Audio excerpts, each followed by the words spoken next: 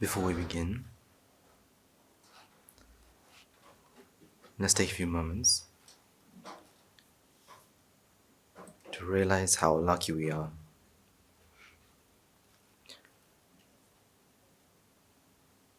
to be able to hear the teachings of the Buddha,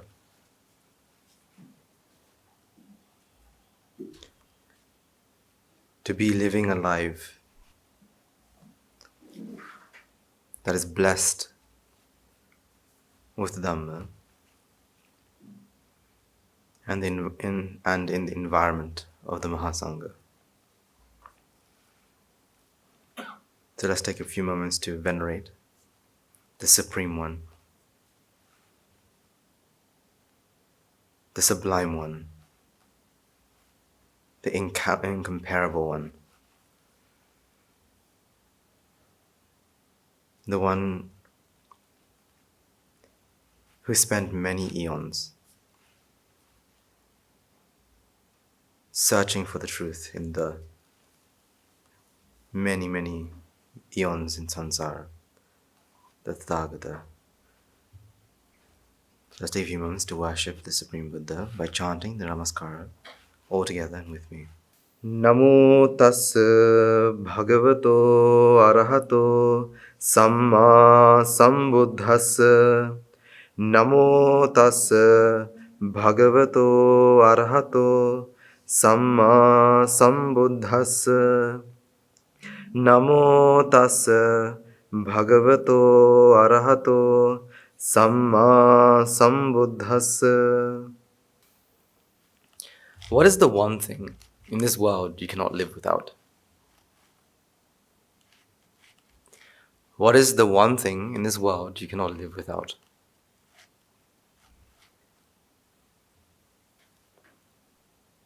Now, in your minds, there are probably hundreds of answers.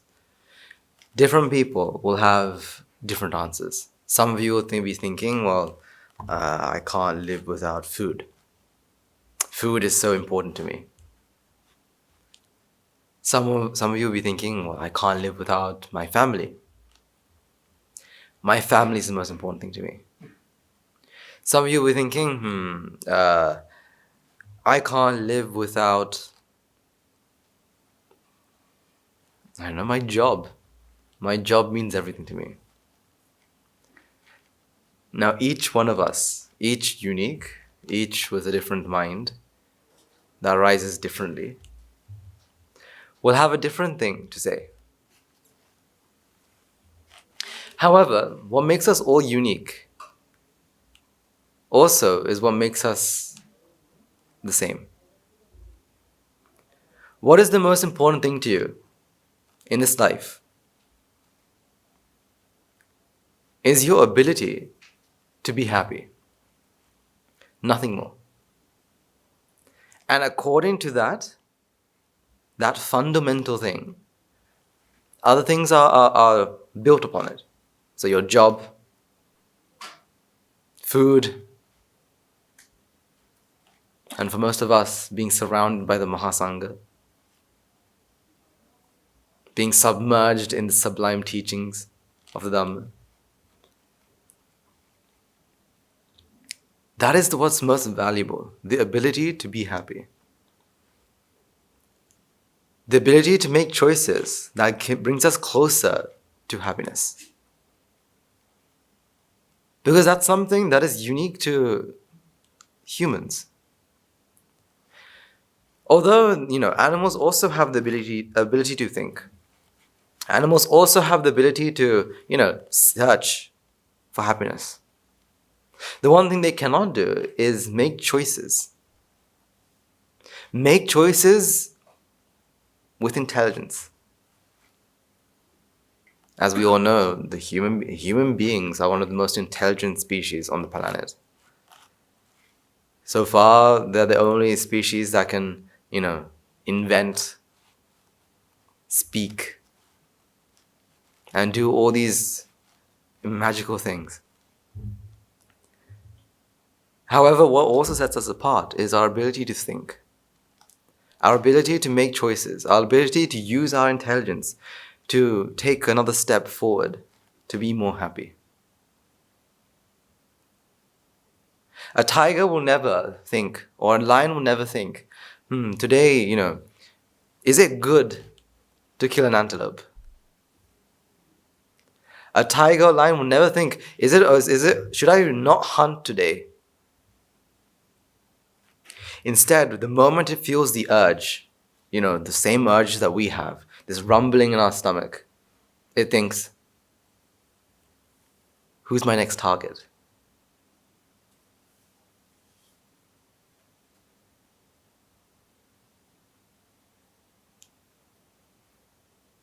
And the antelope?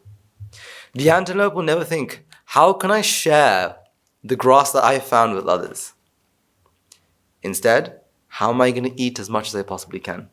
How am I going to store as much as I possibly can? How can I keep everything I have? See, this is what sets us apart from animals.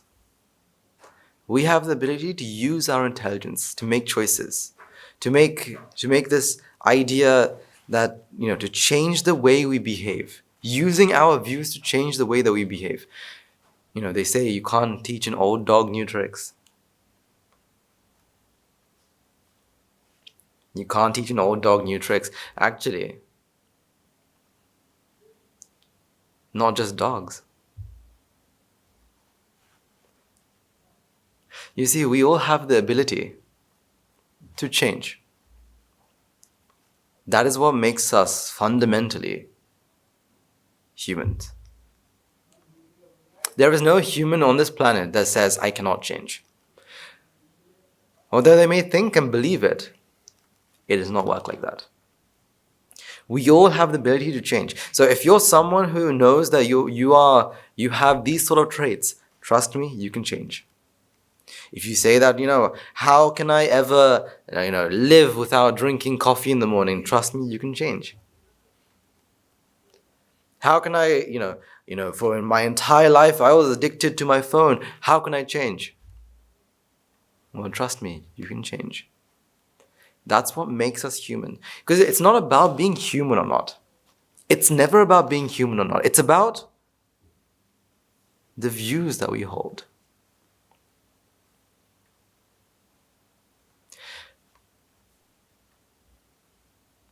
As humans, let's just bring it down one bit further and say, as a mind with this quality of humans, it has a door that's open. The door that we're able to accept views. For example, an animal doesn't have a set of views that it follows by. You cannot give a view to an animal. Instead, they work with the views they have. And they build small views, but not the same views that we can build. Not the same ones that we can ever build. They can only have these very small views. So, for example, if you want to teach a dog how to catch, you cannot explain to the dog that catching is good. Instead, you can explain, if you catch, I give food. Food gives you happiness. So what should you do? Catch.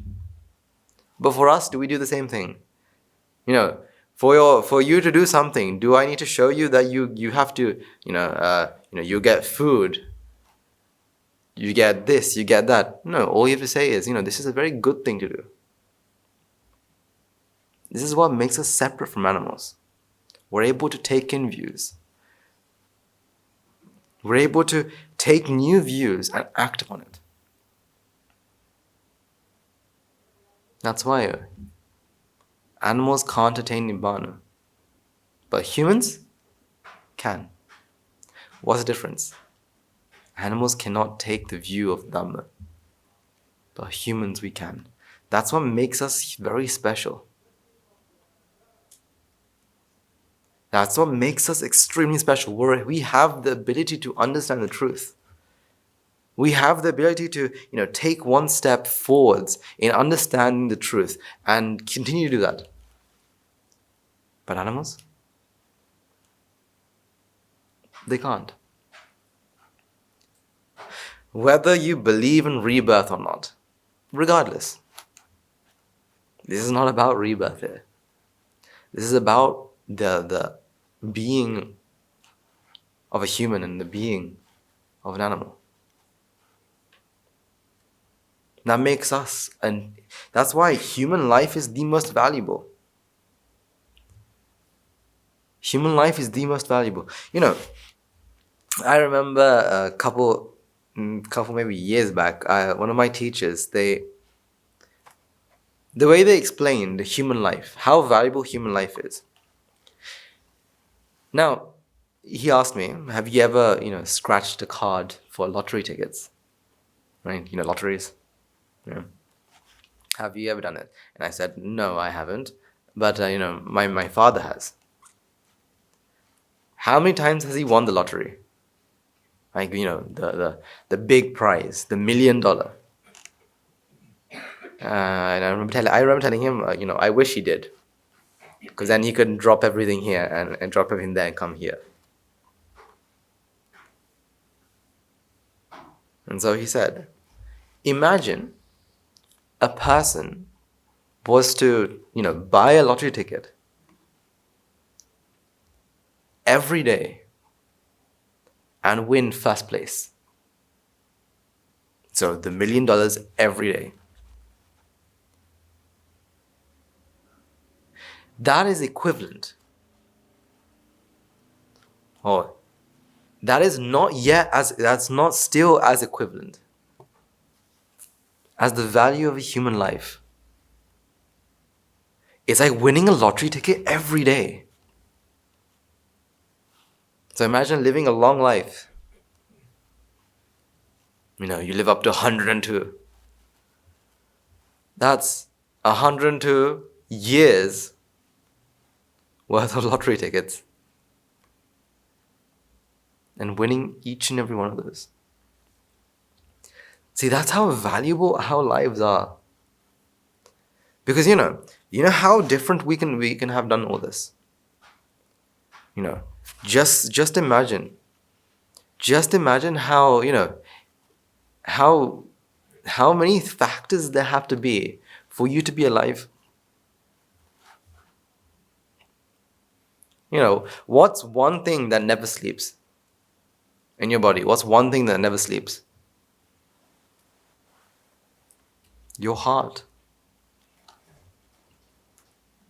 Do you think your heart ever thinks, what, I've been pumping for, 50 years of my life. Today I'm going to just going to take a rest today. And did your heart ever think that?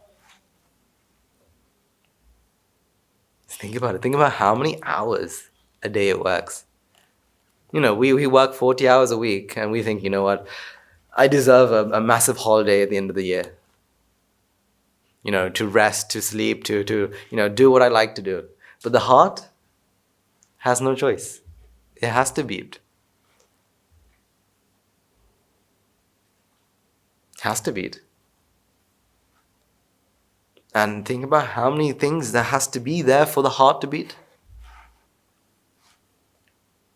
That's why, if there was a small, ball of fat was to go and block a certain capillary in the heart, you get a stroke. You get a heart attack. If the same ball was to go to the brain, you'll have a stroke. Just think about it. Think about how fragile your bodies are.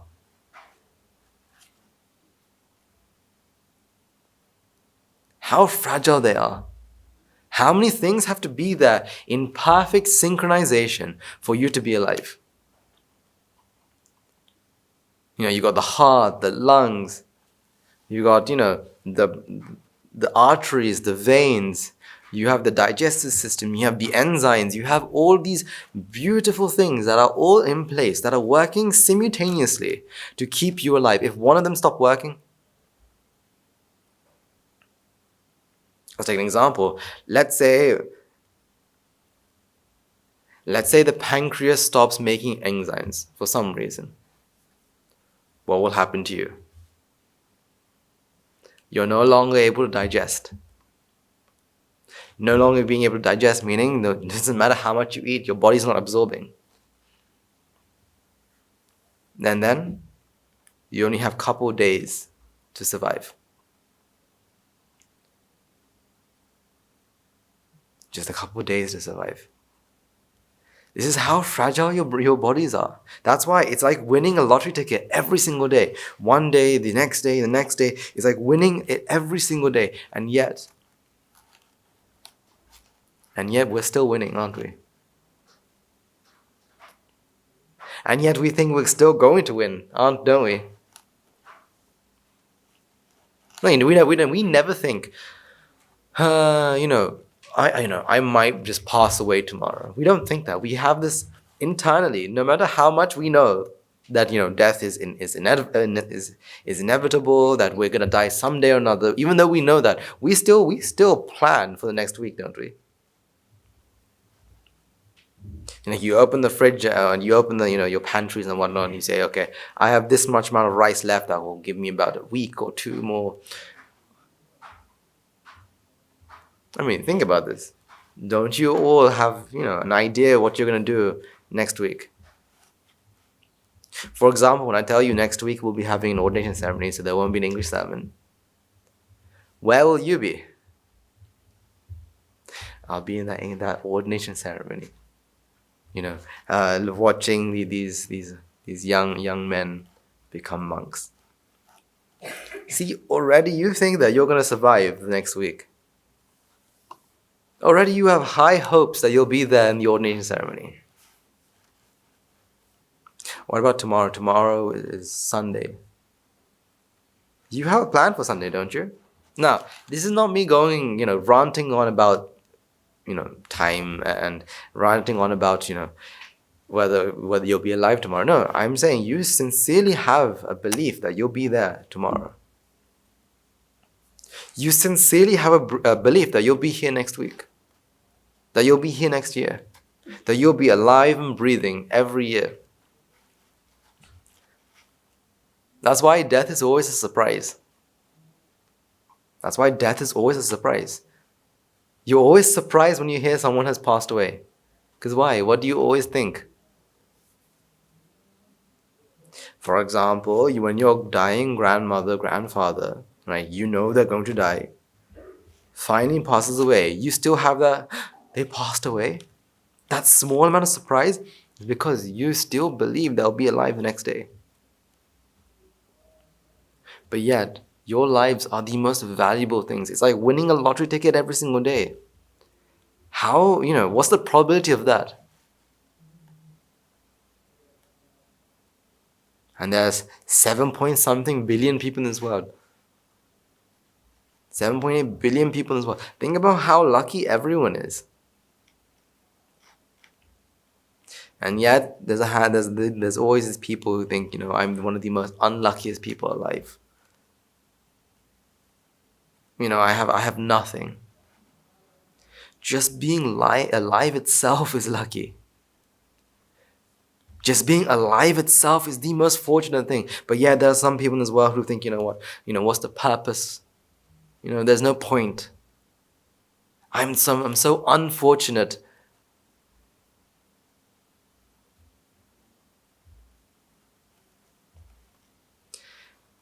You see, we are very fortunate to be humans.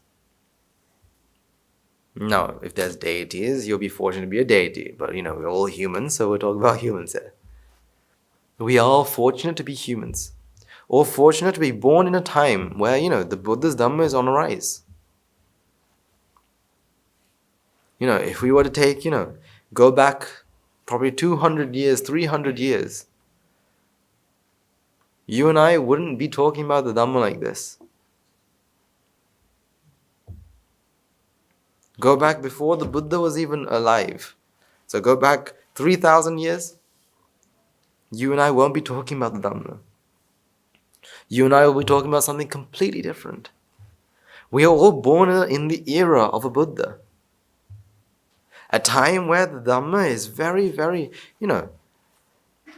sometimes, you look back and you think, how fortunate have I been to be alive? In a time where, the Dhamma is prevalent. Well, the Dhamma makes sense. Being surrounded by teachers who can teach and make it make sense, not just in theory, but practically. We are so fortunate to be alive in the time of the Dhamma. And we are all very fortunate to be in the association of the Mahasangha. People who sacrifice every moment in their time for two things. Actually, scratch that, one thing. They sacrifice their entire time for one thing and one thing only, and that's Nibbana. Now, the question is, who's Nibbana? No, Nibbana. Whether it's this mind or that mind, they sacrifice every single moment for Nibbana. This is why, we're very fortunate. We're very, very fortunate to be humans. Very, very fortunate to be living in a time and place like this. To be surrounded by, the truth. Like finally understanding that we're in a dream and finally trying to wake up. Trying to wake up from a nightmare. We are very fortunate. Now, this is why, if you say that you cannot change, if you say that change is impossible for me, I disagree. I disagree completely. Because humans have the ability, the innate ability, we are born with the ability to change. Because we are all born with the what? With the mind. A mind that is always in effect. A mind that is always in effect. A mind that arises and passes away according to the causes. Causes and nothing else. I mean, who here has a fixed mind? A mind that doesn't change. A mind that just arises and that's it. That's all. It just arises and it's there. Is there anyone here that can just see? That can just hear? That can just smell? That can just taste? And that's it. No, we are all, our minds have the ability to what? To change. See, for example, right now you are seeing. Can everyone see? Can everyone hear? Can you smell? Taste? Touch? Can you think? If so, what does that mean? That means your mind is constantly arising and passing away. Arising and passing away according to what? According to the causes. According to the views that you hold. Therefore, your mind isn't fixed. Your mind isn't something that's always going to be the same. That's why, your teachers will tell you that, there is always an arahant within you.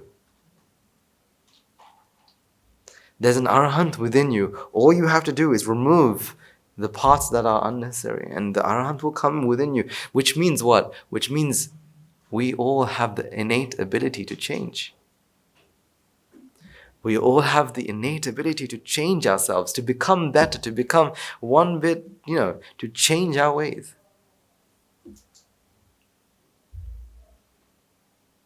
There are so-called 3 poisons that we talk about. There are 3 poisons that we talk about. What are the 3 poisons? Desire, aversion, delusion. These are the 3 poisons. Why are they poisons? Why do we call them poisons? We call these 3 things poisons because they are things that poison our mind. They are things that keep our mind bound.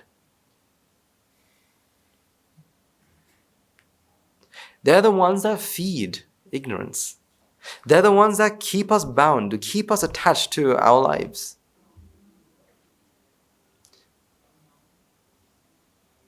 Desire, aversion, delusion.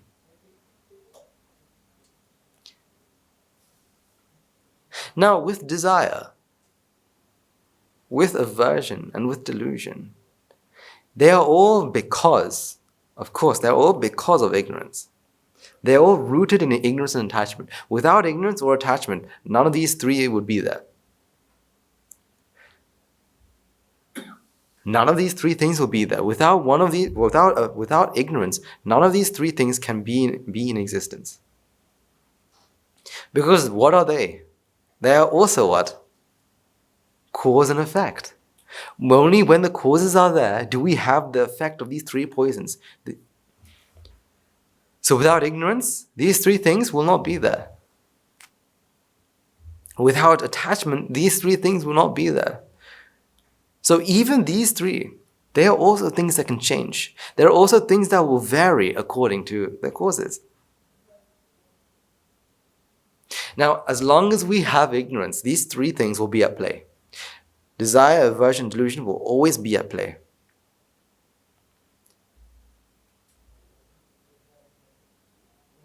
This is why in our lives, even though surrounded in this environment, we will always be affected by these three things.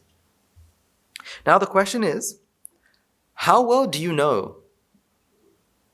How well are you aware of these three poisons? How well do you know and how well are you aware of these three poisons? Because only if you are focused, once you're aware, do you realize that you have these three things inside of you? Only if you're focused and only if you're aware, do you know that you have these three things? Because, surrounded in this environment, you can always have this, you always have this idea, I don't get angry. Desire, I don't feel desire. Ego, not ego as in jati ego, but, the ego of pride. Ego, do I feel ego? Surrounding this environment, we really don't feel these things. Because what happens is the environment has suppressed. So ignorance and attachment are still there, but yet there's nothing that actually gets us to feel these things. That gets us to feel these three poisons. However, you have to be aware. This is why Nibbana is like a mind game. It's a game. You have to be aware of these three things. Desire, aversion, delusion. Because these are the symptoms. When you have desire, aversion, delusion, that you must have what? Ignorance.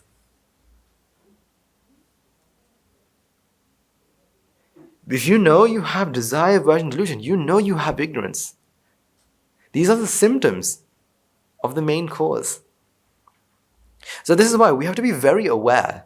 We have to be very aware of these three things when they ever enter our mind. Whenever they enter our mind, we have to be ready to, first of all, see them.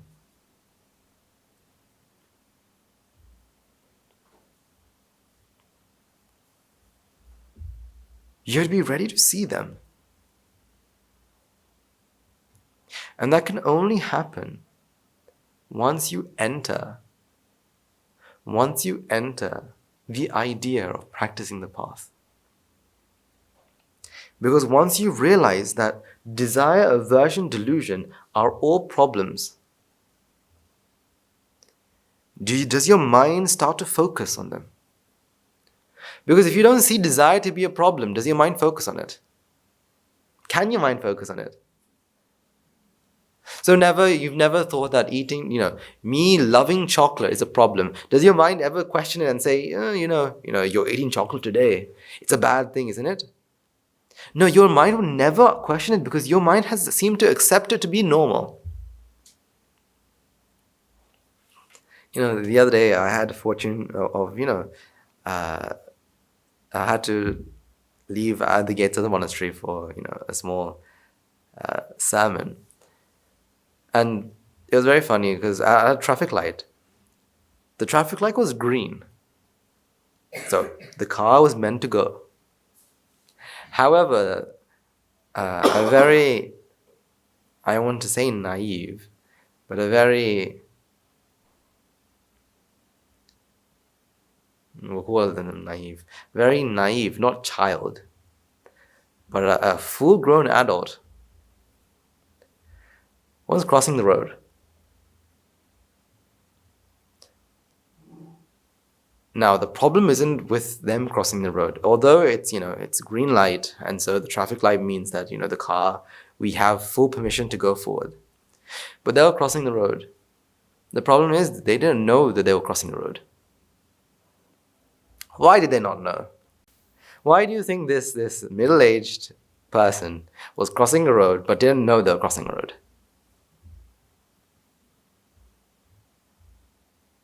Because in their hands was what? In their hands there was a device. They were tapping away, and we were waiting for this young lady to cross the street, but they were tapping away. She goes mid road, realizes she's mid road, turns around and runs back. But the problem is, she still doesn't see it to be a problem. She still doesn't see it to be a problem. Because I can tell you that the next day, she'll be doing the same thing. Only once you see it and realize it to be a problem do you realize, oh, that shouldn't have happened. I mean, think about it. Once you leave these gates, once you leave the gates of the monastery, all you see are people with their heads low, with their hands tapping away on their phones.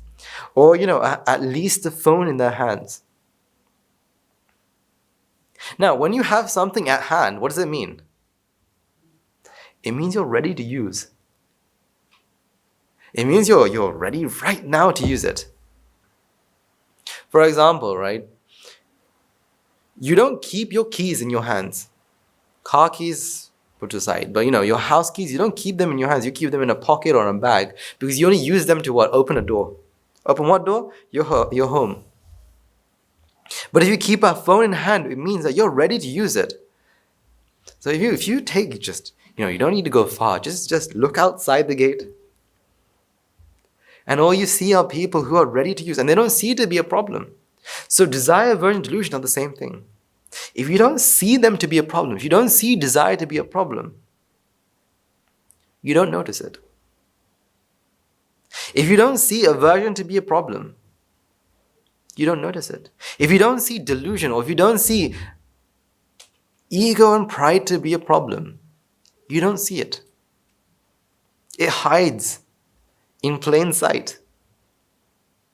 It's right in front of you, but it's hidden to your sight.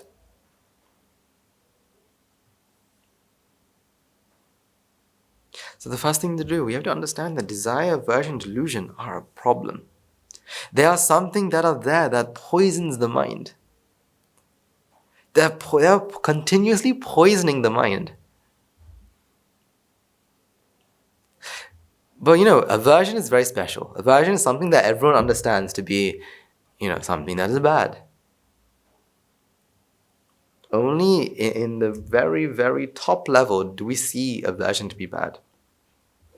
Because when we talk about anger, we know that anger is bad. And you knew that anger was bad since the very beginning, right? That's why whenever, you got angry, or whenever you saw someone get angry, you ask them, like, what's wrong? However, aversion in the very little and subtle sense, we don't see.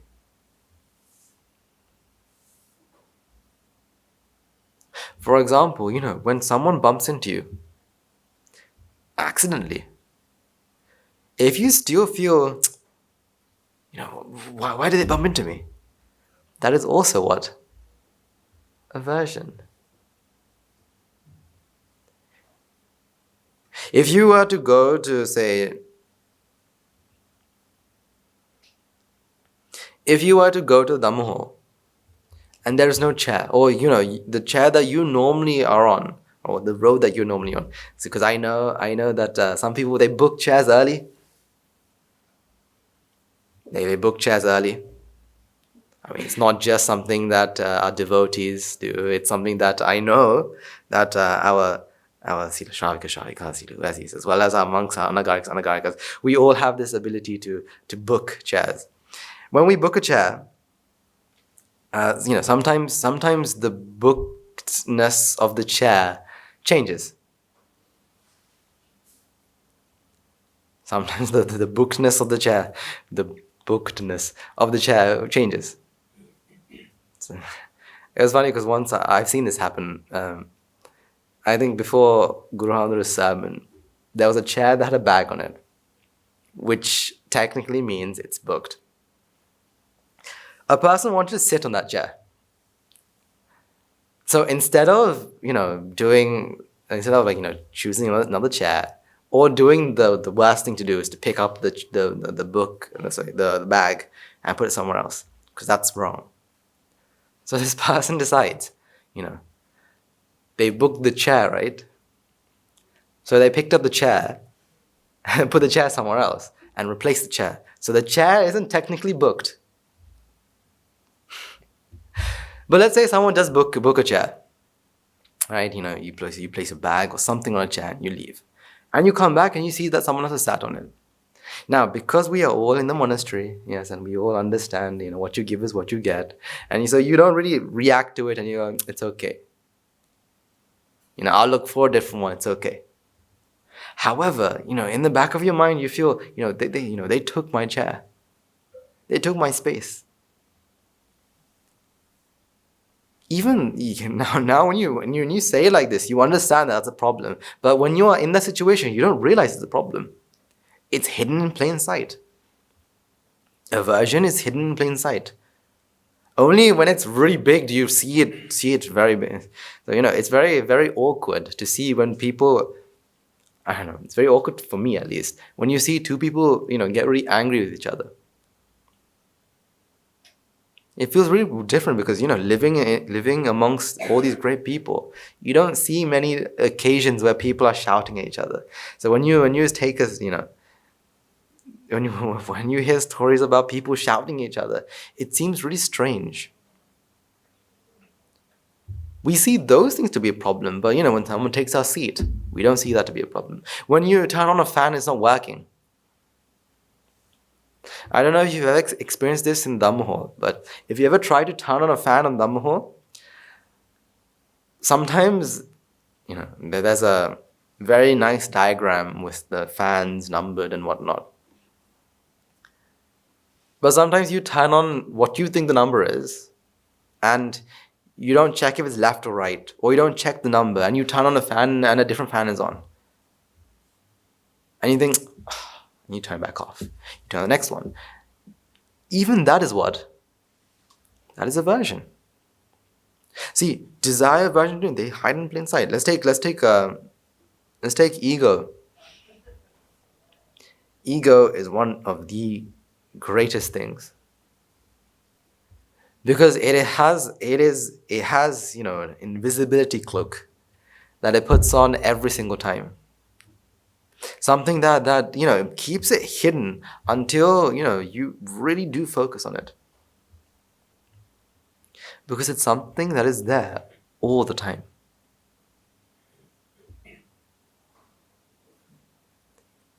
Any scenario can have ego. For example, I'll take one that we can all relate to.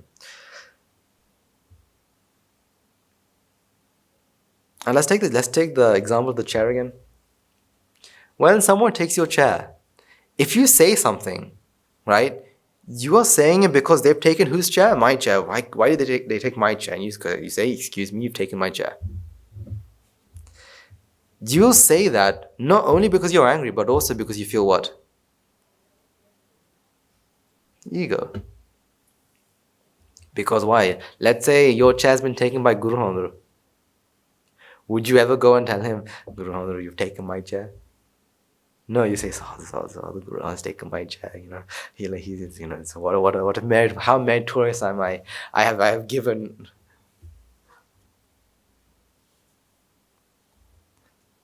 But let's say like a small child sat on it. Okay, Puta, excuse me, Puta. I was sitting there. Again, you acted because of what? You saw the child to be small, you saw Guru to be big, and you're like, oh, I have to respect. Let's say someone does sit on the chair and you say nothing. You say nothing. That can also be due to ego. Why? If I say something, if I say something, they might think, they may think I have ego. They may think I have ego if I say something, therefore I'm not going to say anything. Let them have it. It's because ego can slip in every way possible. It is something that is always, something that is always there. You have to be very, this is why the first thing you have to do is be aware. Aware of desire, aversion, delusion, the three poisons. Now, when you are poisoned, what should you look for? When you are poisoned, let's call them. Let's call them like a venom, right? A poison like a venom. Once you have been, injected with venom, what's the next thing? How do you cure yourself? You have to use antivenom. Because if you have raga, dvesha, moha, right? Or lobha, desha, moha, or whatever you call it. If you have raga, desha, moha, at this time, you cannot practice the path. When you have either raga, dvesha, moha, these are 3 times where the path is blocked. You cannot contemplate. You cannot take another step forward. What you need there is an antidote, is an antivenom. If you're someone that you realize is someone who constantly sees, constantly you feel yourself to have lots of raga. You're very greedy. What is the antidote of greed? What is the opposite of greed? Giving. See, if you're someone who feels that you are someone who's really greedy in some sense, you don't like helping or sharing with other people, you have to, first of all, train yourself. You have to train yourself with what? With dana. Giving. So this is not talking about a single mind here. This is talking about or desire as a whole. So if you're someone who feels that, I'm someone who desires a lot of things, the antidote of desire is what? Dana. Therefore, you have to be able to give. You have to train yourself to have this idea of giving. Now again, this doesn't mean giving things. We're talking about a mindset here. We're talking about a mindset.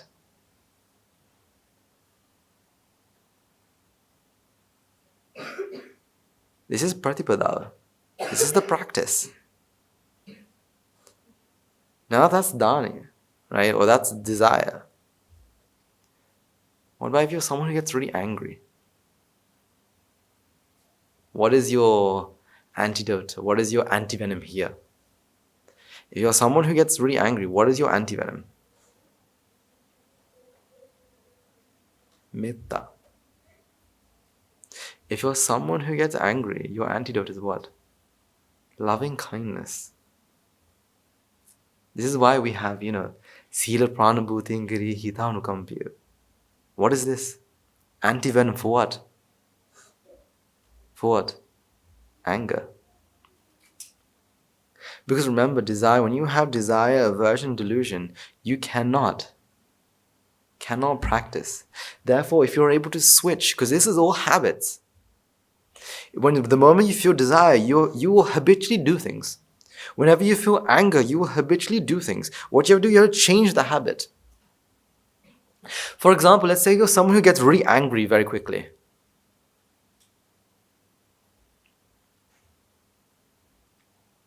Have the determination, if I'm someone who gets angry very quickly, have the determination that when you go talk to that person, You start your conversation by saying Theruvan Saranai. Imagine trying to start a conversation angrily with Theruvan Saranai. Because normally, when you're angry, your conversations start with what? You? But if you start with Theruvan Saranai, because that breaks that cycle. That breaks a cycle of aversion. Therefore, you now have an entrance, have a way to enter to the path. Whenever you feel desire, if you're someone who is filled with desire, then the first thing you have to do is find a way to break that cycle. So whenever you think, today, the soya meat looks really good, have the idea that I'm going to give this to someone. Because that breaks the cycle of desire. Now you're able to now contemplate. If you're someone with ego, if you're someone who's filled with ego, who works entirely because of pride, then you have to work on your equanimity. You have to see everyone equally. Treat everyone equally. Whether it's someone who is, greater than you or who is smaller than you, who you think is to be under you, you treat them all the same.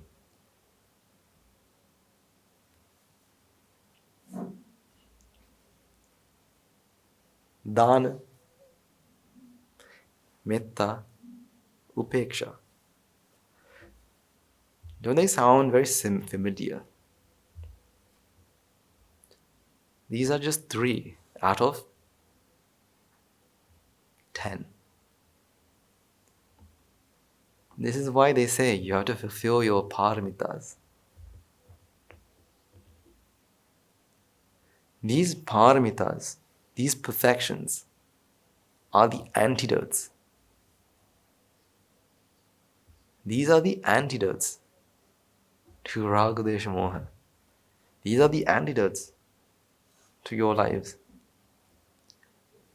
It's only once you start to, fulfill your perfections, are you able to what? Get rid of ignorance and attachment. Don't you see how perfectly those things match? If you're someone who has desire, then dana. If you're someone who constantly, if you're someone who feels that you're always dependent on someone else, if you're someone who, is very, if you feel yourself to be very fickle, meaning that you change. So whenever, you have very, very low self-discipline, then you should practice what? Sila. If you're someone who thinks that, I don't really have much self-discipline, then you should practice what? Sila.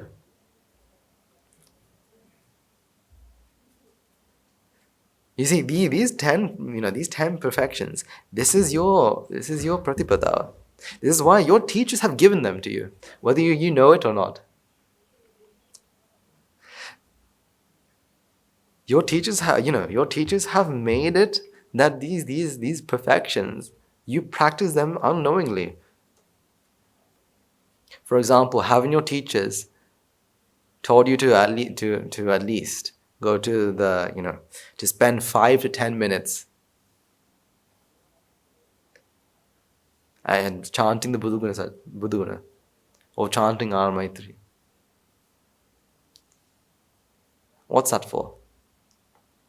Or, whenever you're in the Valimalu, right, when you're trying to practice the path and you feel really tired, and your teachers say, try to stay for 2 hours. What are you practicing there?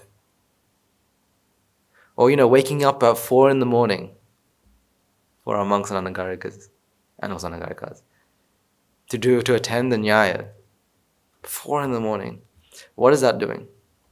If you're someone who's lazy, this is the antidote for laziness. Virya. If you're someone who to be very lazy, whenever you see yourself to be lazy, you have to do the opposite. Antidote. Because only once you do the antidote, once you use the antidote, do you cure yourself enough to practice the path.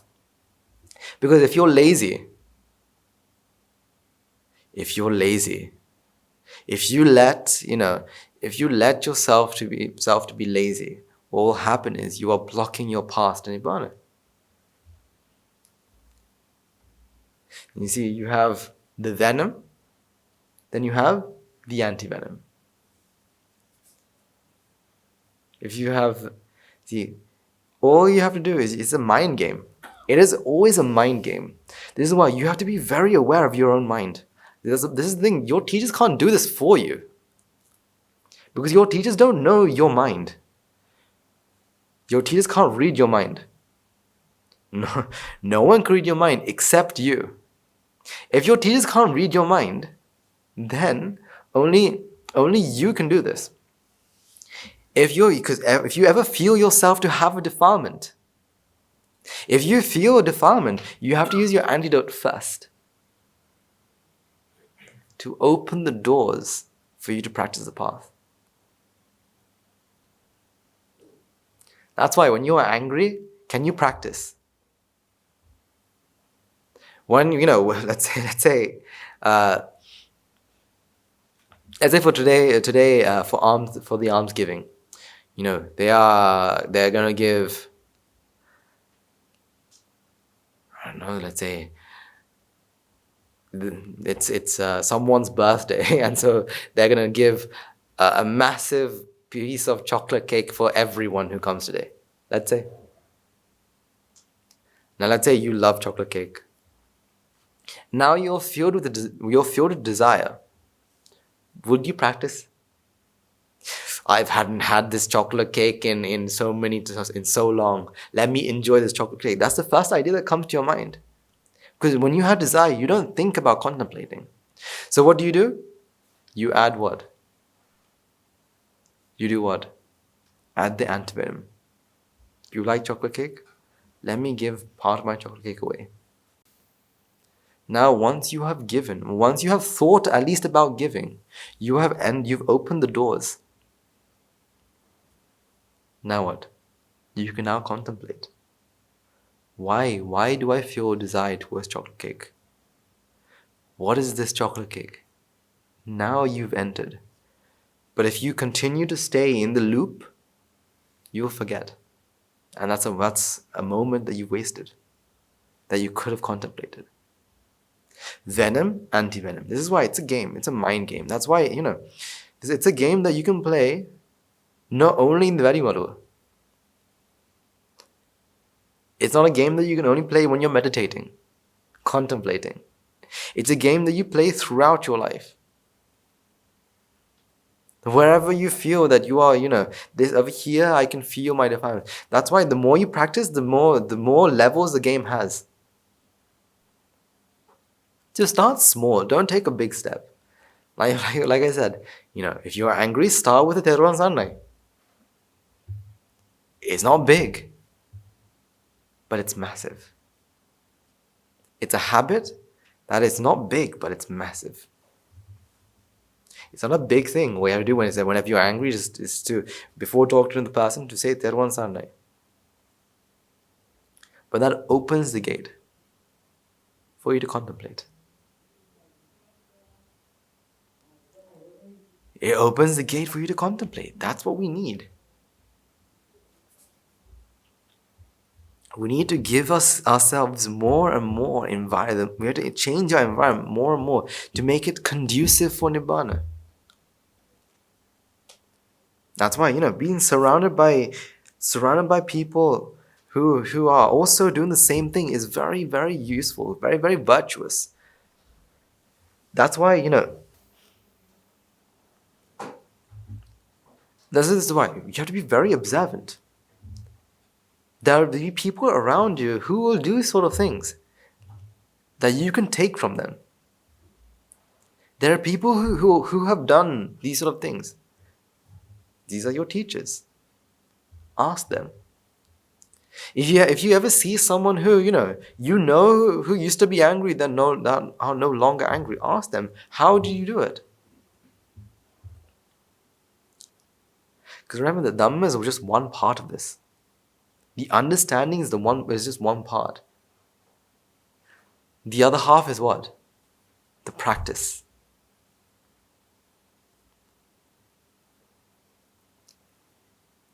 It's like, all you have to do is you have to, listen to sermons and contemplating on the Dhamma is all to do with creating this medicine. But what is the point of medicine if you don't drink it? What is the point of medicine if you don't know how often you have to take it?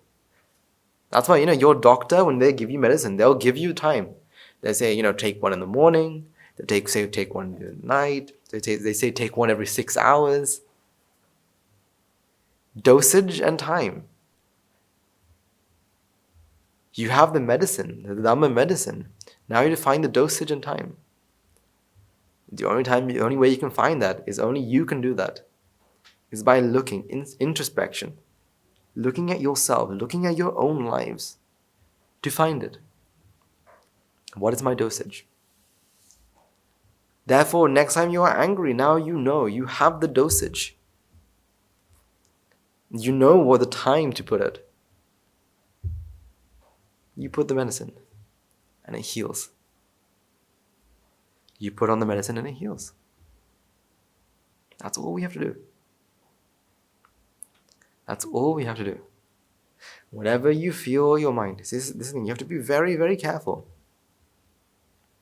Be very aware. Take every moment and think. Take a moment and think. What are my defilements here? What is it pulling me back from Nibbana here? Like what I said when I started off, you all have the ability to change. We all have the innate ability to change. All we have to do is find out what is it that we have to change and how can I change it. You have to, if you want to be an arahant, you have to first realize, what do I have that is not arahantish? And remove. What do I have that is not an arahant? And remove. Chip it away. And reveal the arahant within you. This is the thing, this is a game. This is a beautiful game. A game that you play all your life. A game that you can only play, your whole life. If you stop playing, unfortunately, the game will continue. Your defilements will increase. That's why, if you decide today that, today I'm going to take a break, I'm not going to contemplate, your defilements don't know that. Your defilements will keep on increasing, keep on, growing massive tendrils around you. Because your defilements don't know that you're taking a break today. Your defilements have no idea. Instead, it's just, you have to keep on practicing. Keep on seeing how the mind works. Keep on understanding the way of nature. The more you understand, the more you relieve yourself. So this thing, you need the medicine and you need the dosage. Now, something that we always talk about is this ego, right? Something that we always talk about is ego. And ego is one of the defilements. But ego is something that is... Ego is what creates defilements. Ego is what is the base for defilements. Without ego, these defilements won't be there. Because raga, desha, moha, the three poisons, can only grow. They can only grow in the environment of ego. That's why they say lobha, dvesha, moha. But they can also say lobha moha, dvesha moha, and moha moha. Because moha means ego. So if we were to come back to what we were talking about last time as well. So if I asked you, because what I want to do is is add a bit more to what we already understand. So if you remember last time we talked about, we have a body and then we have the mind. Something that I want you to always realize is this is what every being has. But whenever we have ignorance and attachment, what else do we have? We have the body, we have the mind, and then we also have what? Defilements.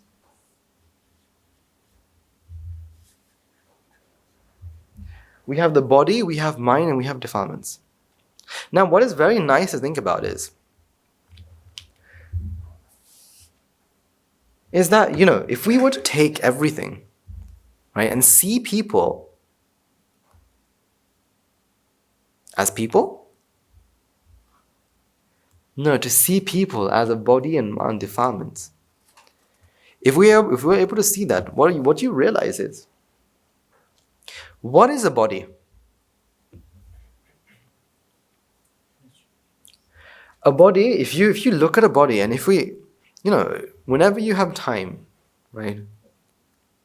Whenever you have time to fight with your defilements, right? Which should be all the time. Take a moment and look at, another person, or look at an animal, look at another so-called being. When you look at a being, look at that body. What is a body? A body is made of what? What is a body made from? Now, you can see a body, and let's say if you take a human, humans have a body, right? Of course they do. And with a body, what else do you have?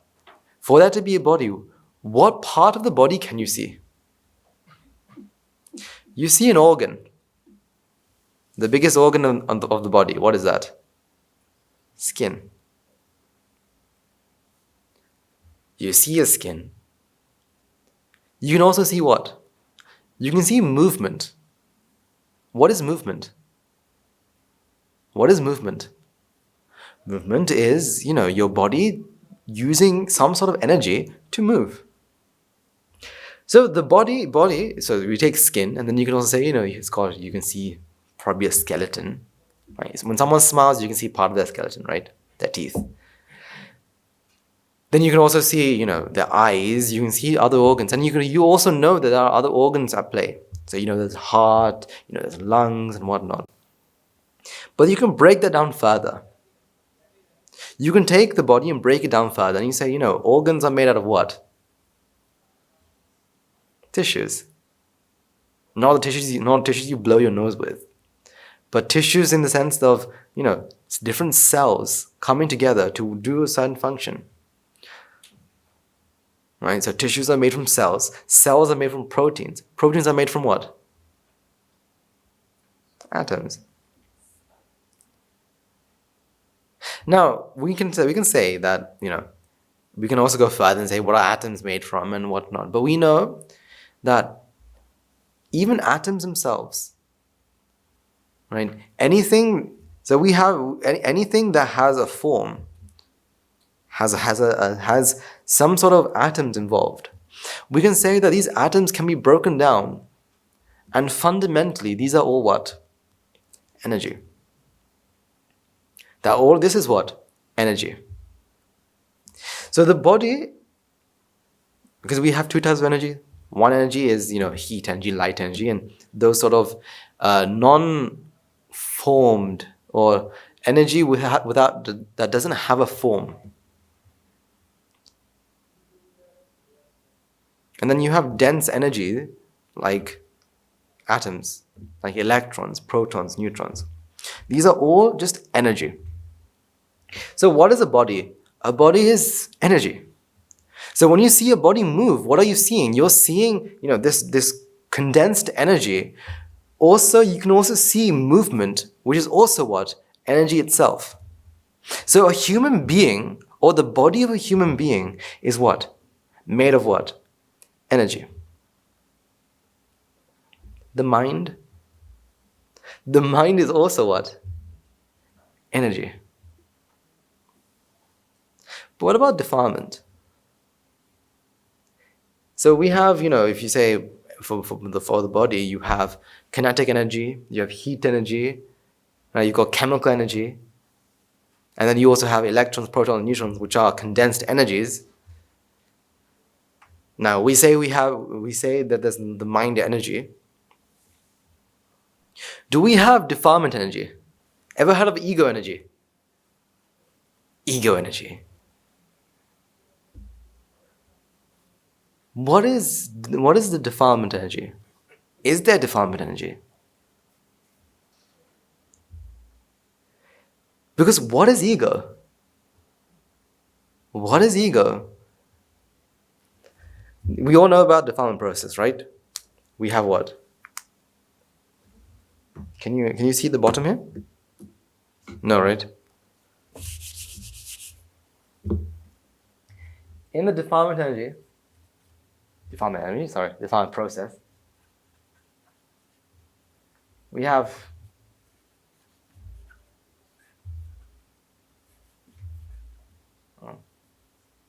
insanity.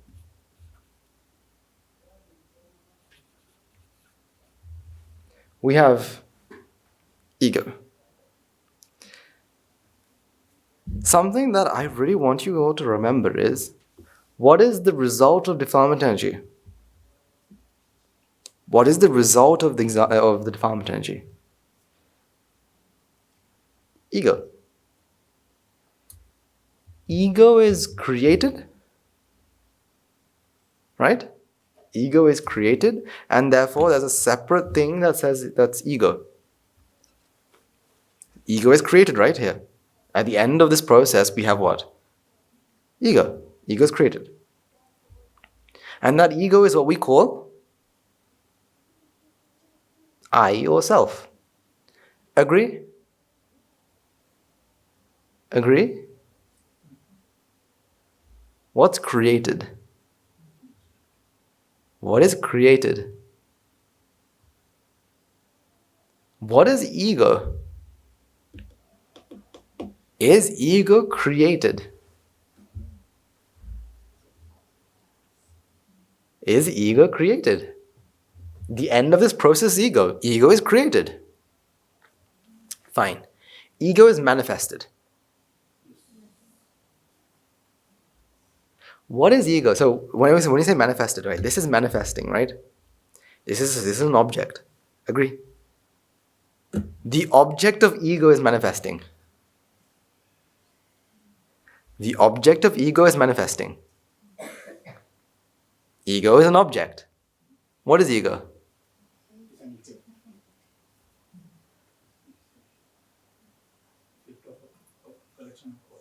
Effect of a collection of causes. But what is ego?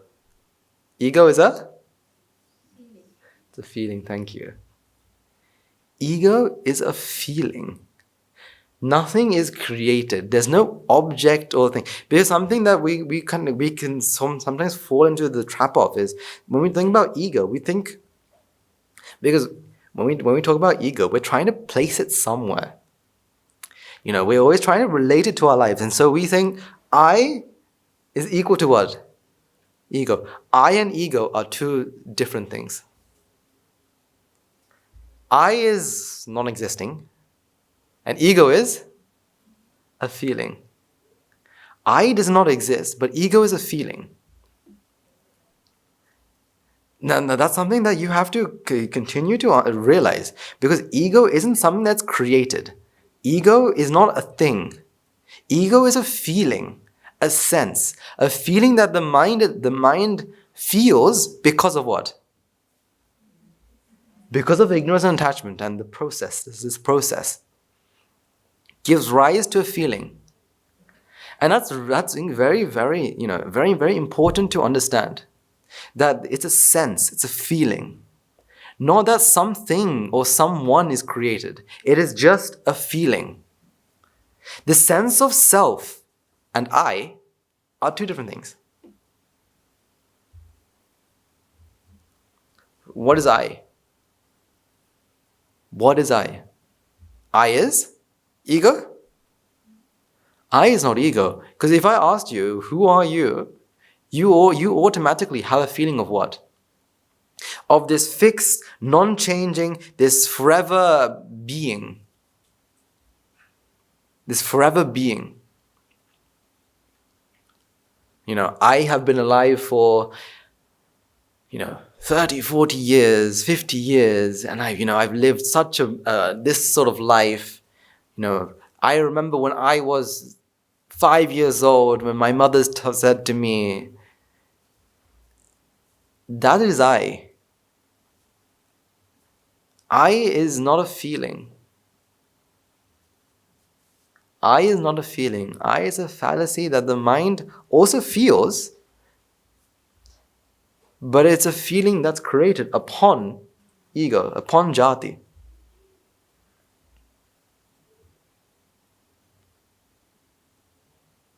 But in reality, what are we actually feeling? Because remember, ego only arises in one mind. The next mind, where's ego? Ego only arises in a singular mind. When the mind passes, the mind arises, the mind passes. When the mind passes, when the causes no longer come together for the mind to arise, so it no longer manifests. Where does ego go? Where does ego? Where does it go? Does it hide somewhere in the mind, or find a way to hide so it can come back again and say, hey, I'm still here? No, it's just a feeling. This feeling disappears. This feeling also goes with the mind. But when the next mind arises and it goes through a defilement process, ego is then created. Ego has the ability to, it's not ego has the ability, because remember, ego is not something here. Ego is a feeling. This feeling has the ability to connect dots. It has the ability to connect dots and say, oh, ego, I. Then ego, I.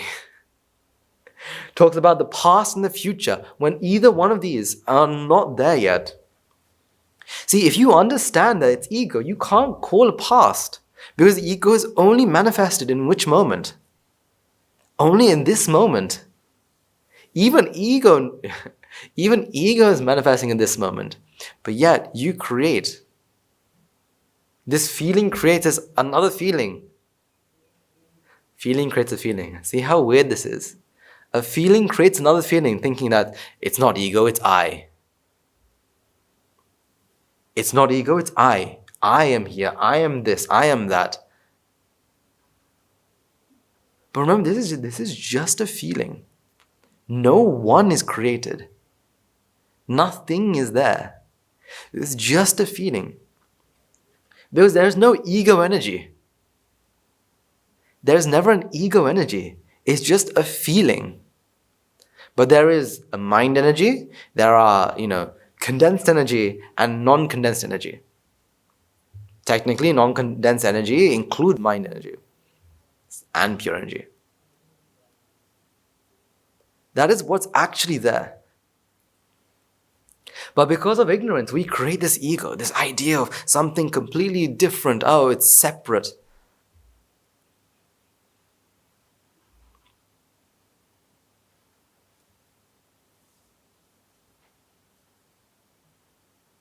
Because right now, if we got rid of defilement process, who are you? Right now, if we got rid of this defilement process, who are you? Who are you?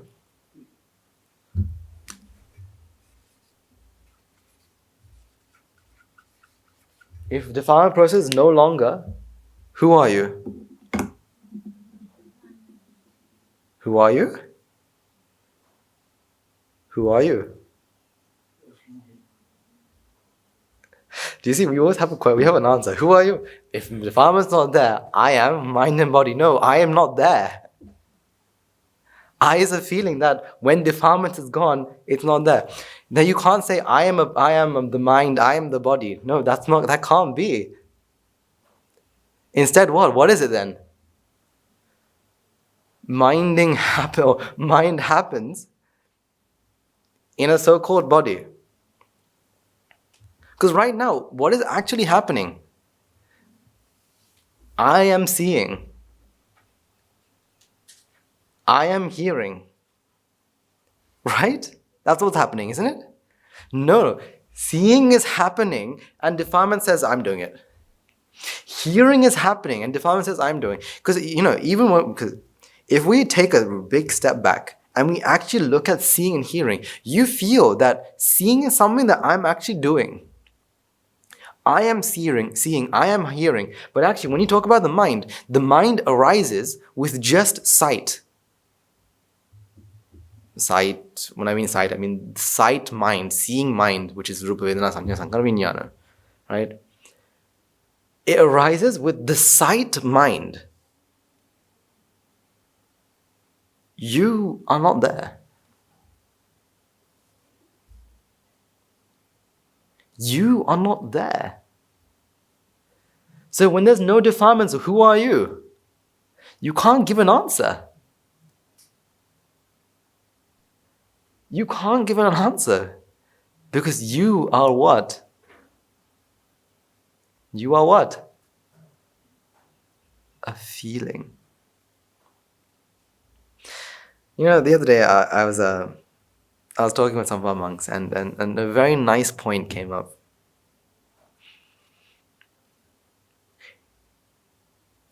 The mind is always created at which moment? This moment. Now, if the mind is created in this moment, what happens to the mind in the last moment? What happens to the mind in the last moment? Once the mind arises, the mind passes, what happens to the mind? What happens to the mind?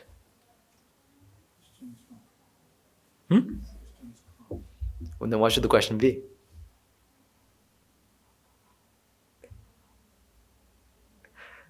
The answer is right. What should the question be? What happens to the mind? Because the mind is just a part of a process. I mean, it's like taking a massive timeline and saying this part and saying, what happens to this part? This part was just a part of a massive timeline.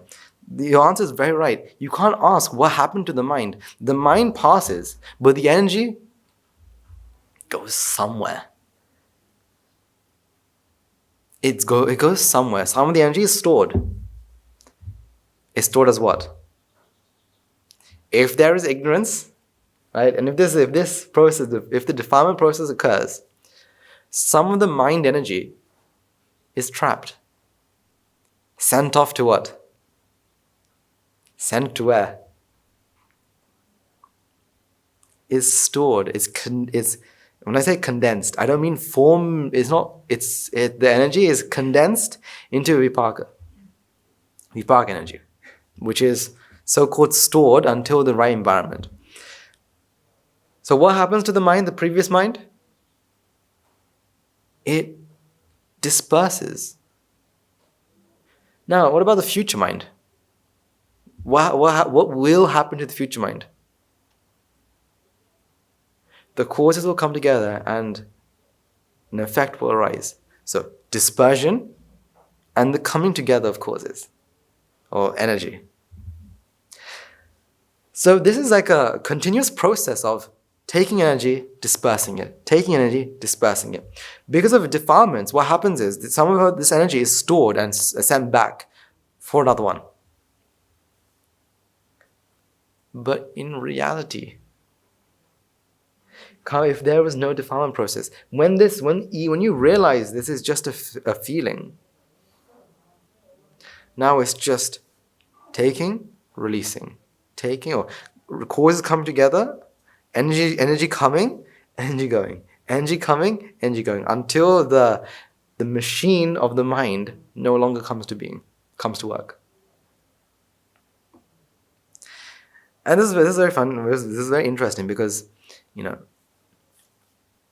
Have you ever played these sort of games, like, what do you call those sort of games? You know those games that go on forever, like Temple Run, Subway Surfer? Yeah, these sort of games that have an endless map. Your mind is like that. In the sense, the map is only made, or you can only see which moment. That moment. Was there a map to begin with? Now, when I say this, the idea that I don't want to go into your mind is the idea that there's nothing outside. No, there is something outside. Right? Because remember, everything is cause and effect. There has to be some sort of cause to give rise to an effect. It can't be just nothing. Right? You can't make nothing out of nothing. Right? Understand that. You can't make nothing out of nothing. Or you can't make something out of nothing. So I meant. You can't make something out of nothing. So there has to be something out here. But this image, or the map of your life, or this view that you have, view meaning this the things that you can see right now, is being made at this moment. Or it's like, going somewhere in the dark. Let's say you're going from place A to place B in the dark, and all you have is a torch. You can only see as much as you can only see wherever the torch is pointing. You can't see anywhere else. That's the same thing as the mind. The mind can only see what it sees at this moment, can only hear at this moment. When it is seeing, it cannot hear. When it's hearing, it cannot see. But jati or ego puts them together and says, I am doing all of this. I am doing all of this. I am putting all of these things together, and this is who I am. This is who I am.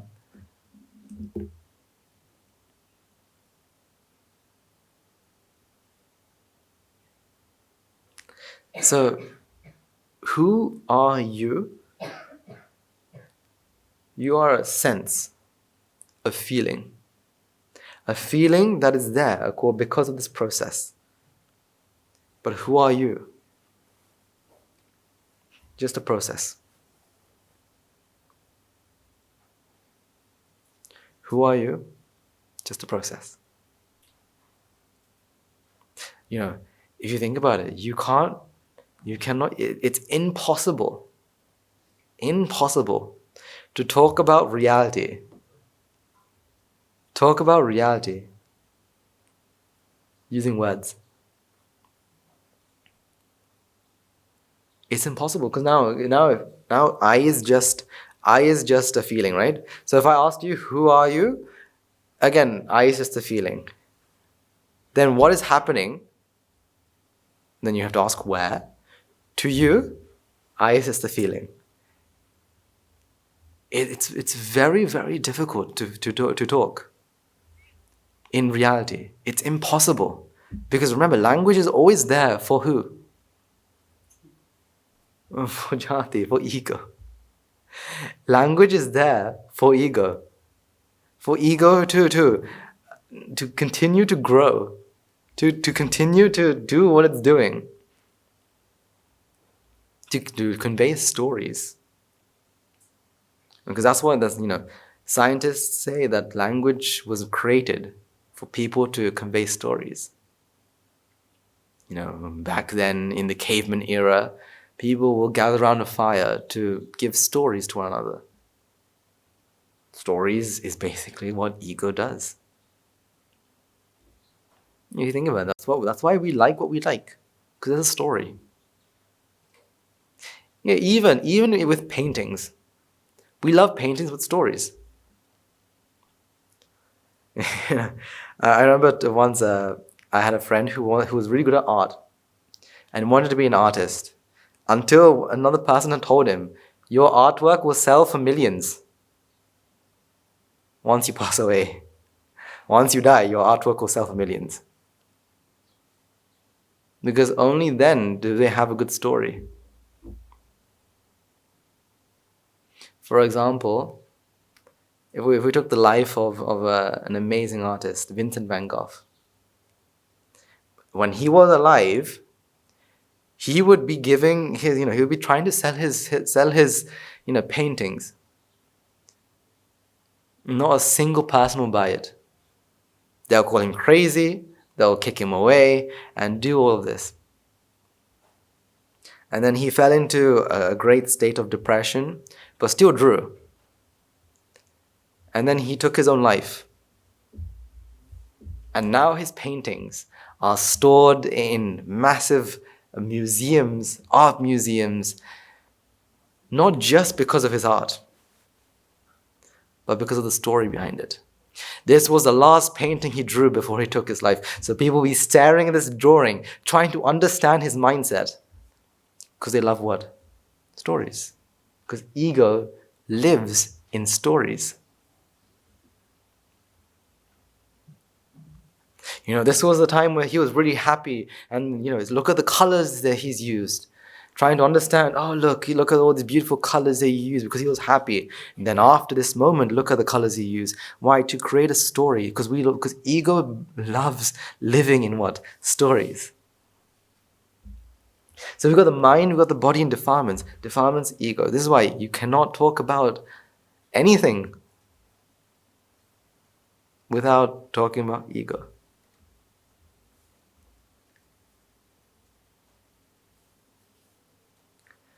Because language is it's fundamentally based on ego. Because, look at this, right? I can't say your mind. Because who are you? A sense of self. So I'm going to say mind, body, defilement.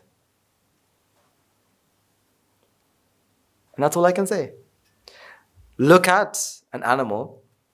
I can't say animal because what's an animal? What is an animal?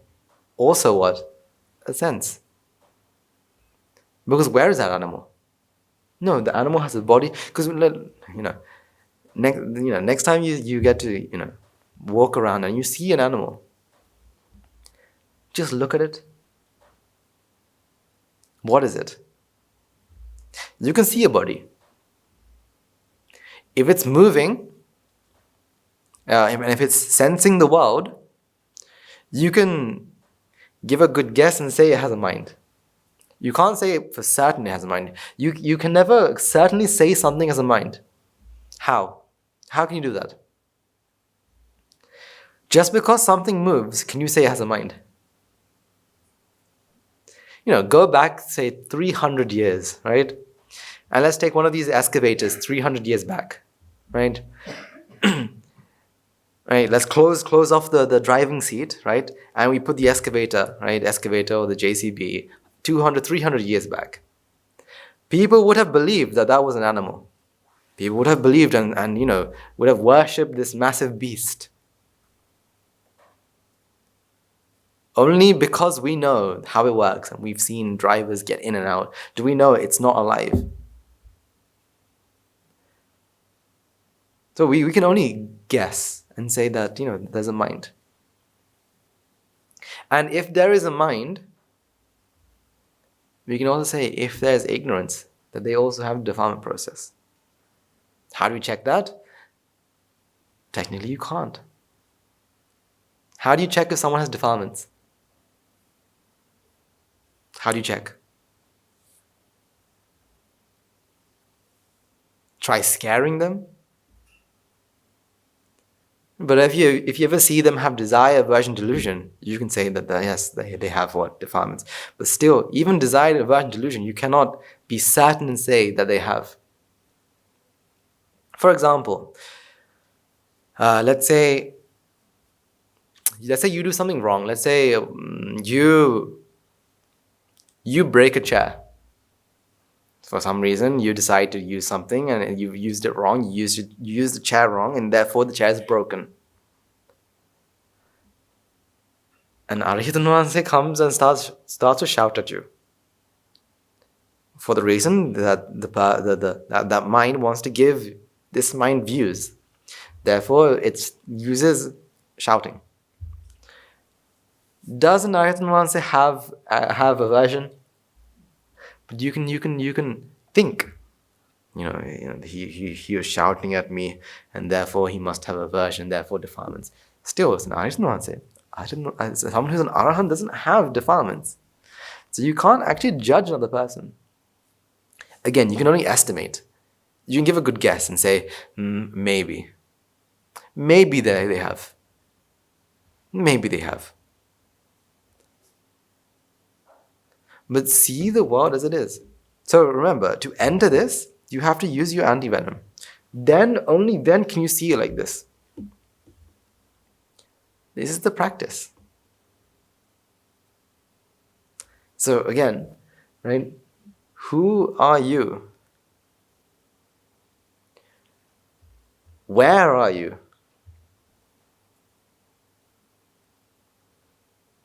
Right now, as you're looking at me, as you're hearing me, who are you?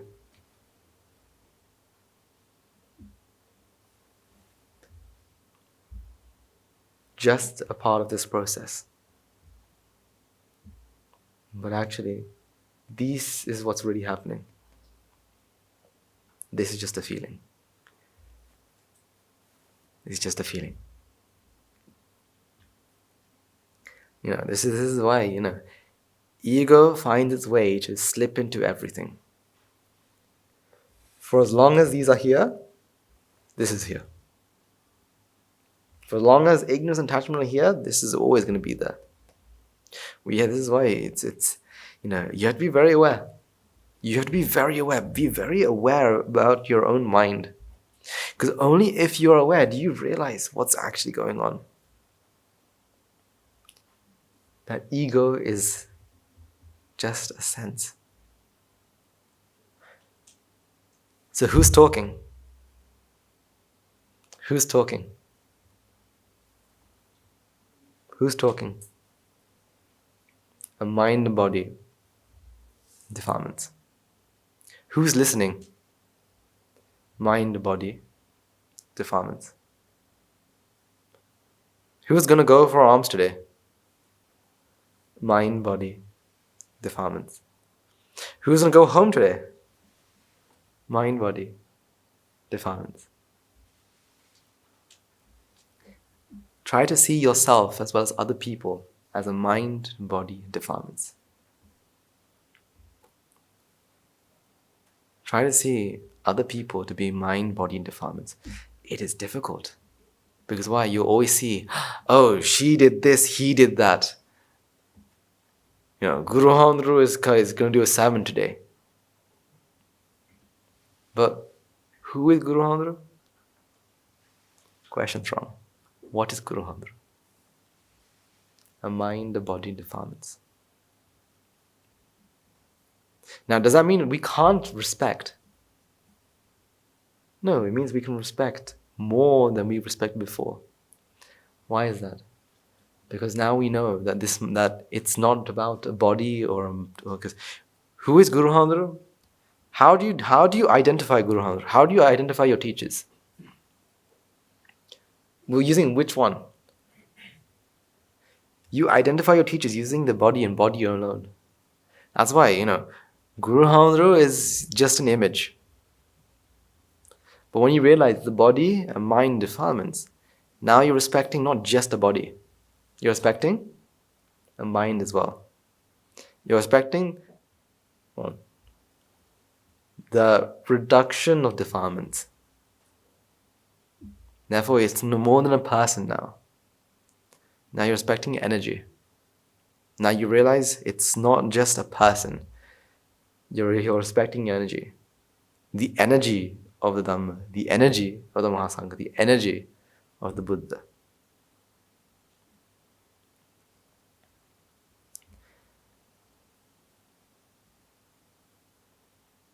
Because right now, what's happening? You're all just hearing, seeing, maybe smelling, tasting, touching, I don't know.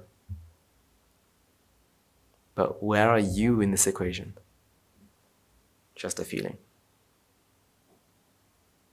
I think you have to put this into practice. Keep on doing this.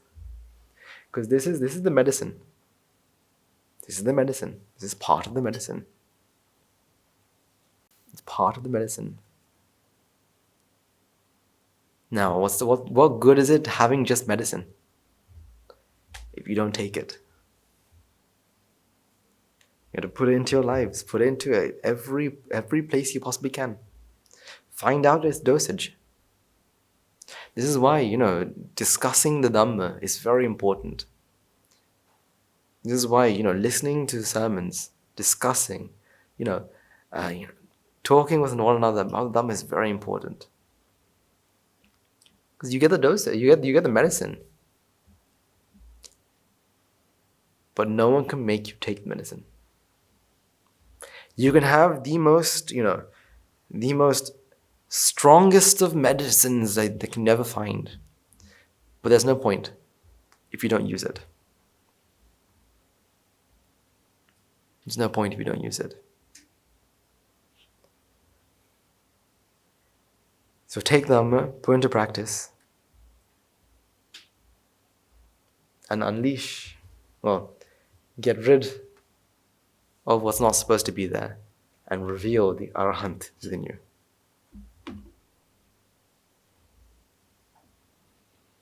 Okay. So I do have a message for all of you. Next week, we will not be having the sermon because we have the ordination ceremony. As always, you are all invited, right? Each one of you are always invited. Some of you have a choice, some of you don't have a choice. Those of you who don't have a choice, we're very fortunate to be able to witness such amazing people. Because, these young men, they are, technically, this is already there. Again, we are giving a good guess here. This is already there. They already have an ordained mind. All we're doing is changing what?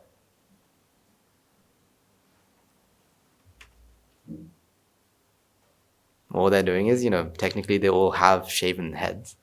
All we're doing is giving them a robe. Because ordination isn't actually about wearing a robe. Technically, you are all ordained. Because what ordains us is the mind. What makes a difference between an ordained and not ordained is the mind, the mindset.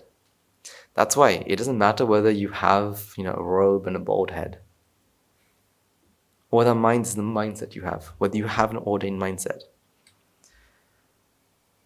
Yesterday there was a quote written on a board, right, given by one of our given by an icon, right?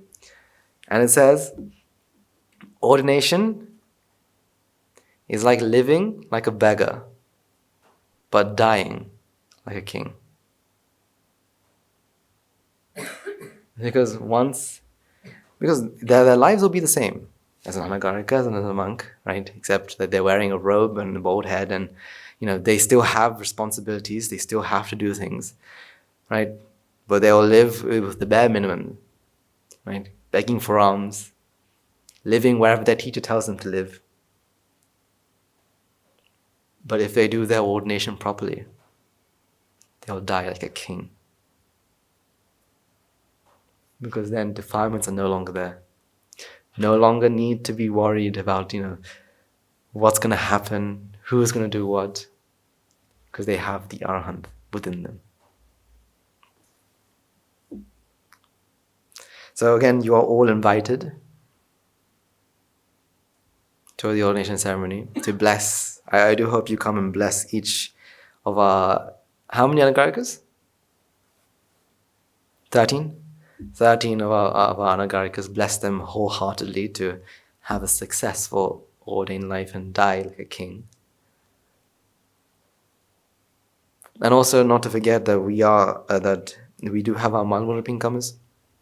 So and on some afternoons we do have a Buddha Puja and another amazing event. Because remember, our entire focus is one thing and one thing alone, is Nibbana. Like I said, and like I began with, our monks always focus on one thing and one thing itself. Is what? Nibbana. Who's Nibbana? Just Nibbana. Because who's Nibbana? What question is that answering here? This. It's a feeling. But Nibbana is what? Energy here. So, take every moment to do Nibbana. Either Nibbana itself or factors to help Nibbana. Which is what? Merits in helping one another. So that is also you're invited to do all those as well.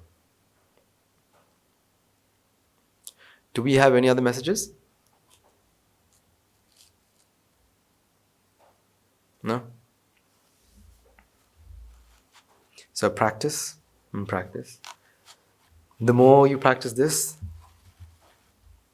the more you're able to get rid of this and reveal the Arahant within you.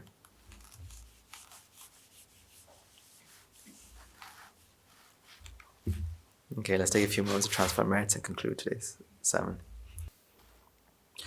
Let's take a moment to transfer the merits required by making offerings to the infinite virtues of the Noble Triple Gem, chanting Pirith, listening Dharma, and engaging in various meritorious deeds today. So first and foremost, let's remind ourselves how incredibly fortunate we are to be in receipt of Buddhist teachings.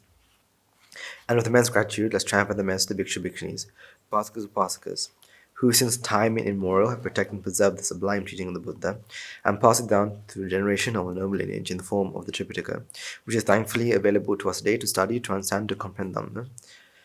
Let's also take one transfer merits to all the members of the Mahasangha present throughout the world, including all chief principal chapters, who have dedicated their lives to the noble path, and committed themselves to betterment of all sentient beings. Let's not forget among them will be the monks and nuns resident in local temples and nunneries who've always been by your side through thick and thin, come and shine. Let's also take one transfer merits to Guru Nanse, as well as other monks resident at the monastery, as well as the Anagarikas attached to the monastery. Let's also take one transfer merits and special gratitude to those who made great efforts to disseminate the teaching of the Buddha, be that by transliterating sermons, sharing them out with others, inviting others to join them. May the path of merits, if any of them have been born in the woeful plains, may they redeem themselves and be born in the blissful plane. May by the power of the merits, may they abstain from unmeritorious deeds, fulfill the meritorious deeds, fulfill the noble eightfold path, and attain the supreme bliss of Nibbana. Sadhu, sadhu, sadhu. Let's also take a moment to transfer merits, express to our devotees. The friends of the monastery who, for the sake of merits, continue to sustain the Mahasangha. This includes every one of you who have contributed to the construction of the monastery, to those of you who provide the Mahasangha with shelter, alms, rose, medicines, as well as those who pass their no hugs and their well wishes. May the power of the merits, if any of them born on the woeful plains, may they redeem themselves and born in the plane. May by the power of the merits, may they abstain from unmeritorious deeds, fulfill the meritorious deeds, fulfill the noble eightfold path, and attain supreme bliss of Nibbana. Sadhu, sadhu, sadhu. Let's take a moment to transfer merits to our mothers, fathers, husbands and wives, brothers, sisters, sons, daughters, grandparents, uncles, aunts, cousins, nephews, nieces, our elders, friends and acquaintances, employees, and to all those who've helped us, supported us, assisted in any shape or form. By the power of the merits, may they be healed of any physical mental ailments, may they overcome any obstacles in spiritual progress, may they abstain from unmeritorious deeds, fulfill the meritorious deeds, fulfill the noble eightfold path, and attain the supreme bliss of Nibbana. Sadhu, sadhu, sadhu. Let's also take a moment to transfer merits to Devas, Brahmins, spirits, demons, primarily Sakadeva, as well as numerous gods and deities who committed to protect and fulfill the Sambuddhasasana. Let's also take a moment to transfer merits to our garden deities who keep watchful over us and keep us out of harm's way. May the power of these merits, may they prosper in divine power and wisdom, may they abstain from meritorious deeds, fulfill the meritorious deeds, fulfill the noble eightfold path, and attain the supreme bliss of Nibbana. Sadhu, sadhu, sadhu. Let's also take a moment to transfer merits to our ancestors who have predeceased us, to all that have been friends and family to us in this long journey in samsara. Let's take a moment to transfer merits to all those who the armed forces, it was a police force who sacrificed their lives to protect the peace and harmony of our nation. May all those lost life in the war with the friend of foe rejoice in the merits of quiet today. So let's take a moment to transfer merits to all those who lost their life in natural calamities such as tsunamis, earthquakes, long-time pandemics, reminding ourselves among them will be those who have been friends and family to us in this infinite long journey in samsara. May the power of the merits, if any of them have been born in the wilful planes, may they redeem themselves and be born in the blissful plane. May by the power of the merits, may they abstain from the meritorious deeds, fulfill the meritorious deeds, fulfill the noble eightfold path, and attain supreme bliss of Nibbana. Sadhu, sadhu, sadhu. And finally, let's all resolve, may the power and the blessing of all the men quiet throughout the day. We've been witness the event of many hundreds of thousands of Arat Mahinvances in this blessed land. And finally, may the power of all the men quiet throughout the day. You and I and everyone made this program a success, become an Arat or Arat Mahinvanse in this very life, in the era of the Gautam, the Supreme Buddha itself. Sadhu, sadhu, sadhu. May the blessings of Noble Tripura be with you all. The members of the Mahasangha will now transfer their blessings to you. Raga ginnen hidetva Dvesha ginnen hidetva Moha ginnen hidetva Nibbana param sukhayin Sukita taravetva Nibbana param sukhayin Sukita taravetva Nibbana param sukhayin Sukita taravetva Mamada siyalu loka Siyalu satvayo Nibbana param sukhayin Sukita taravetva Nibbana param sukhayin Sukita taravetva Nibbana param sukhayin Sukita taravetva Raga gini niveva Dvesha gini niveva Moha gini niveva Nivan sapa labeva Nivan sapa labeva Nivan sapa labeva Tunrangi Susyananta Mahogany Belin Sil Lokasya Satyom Nibbana Brahmasukin Sukhtare